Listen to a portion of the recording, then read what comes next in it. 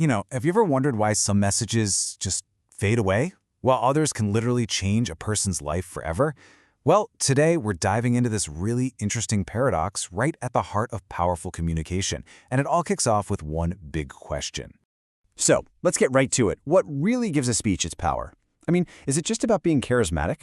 Having a brilliant argument? A slick delivery? Or is there something else going on? Something deeper, hidden inside the message itself?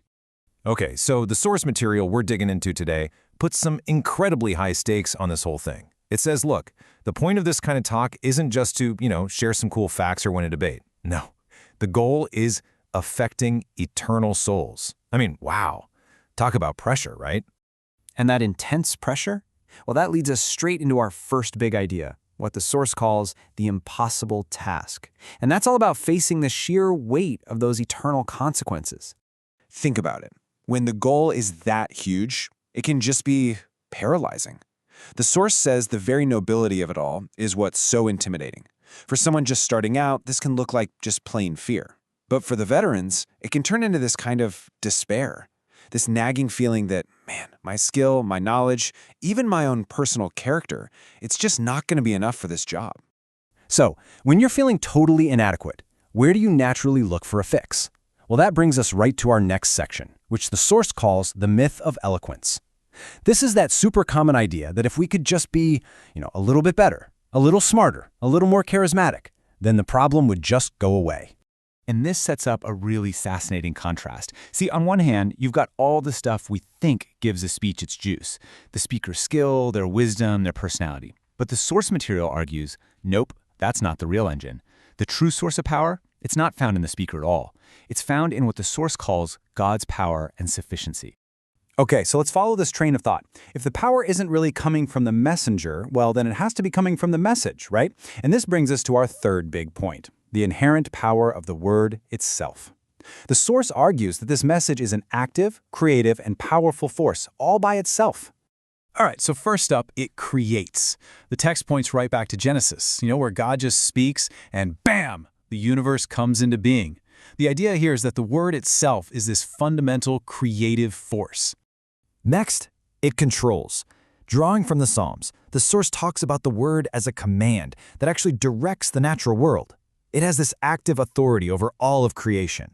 And third, it convicts. I love this imagery. The message is compared to a fire that burns away the junk, or a hammer that can literally shatter rock. It has this raw power to break through our defenses, expose what's true, and totally change us from the inside out. And finally, it accomplishes. This is a huge one. Coming from the prophet Isaiah, the source makes this critical point. The word will always accomplish what it was sent to do. It never fails. It never comes back empty. The message just has its own power, period. Which, of course, leads to a really good question, doesn't it? If the message is so powerful all on its own, does the speaker even matter? And that flips us to the other side of this paradox, and our fourth section, the crucial role of the messenger.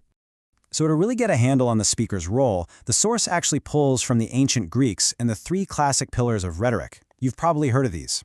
First, there's logos. That's the logic, the actual content of the argument. Then you have pathos, the passion, the emotional hook. And finally, there's ethos. And this is all about the speaker's character, their credibility. And here's where we get to the absolute heart of the argument about the messenger.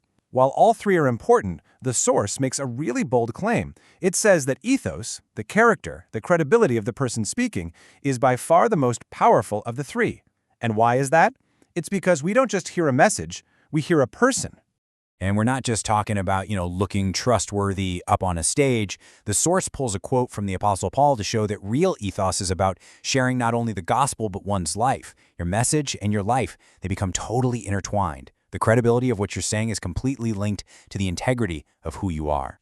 But wait a second. This creates another impossible pressure, right? If your character is the most important piece of the puzzle, does that mean you have to be perfect?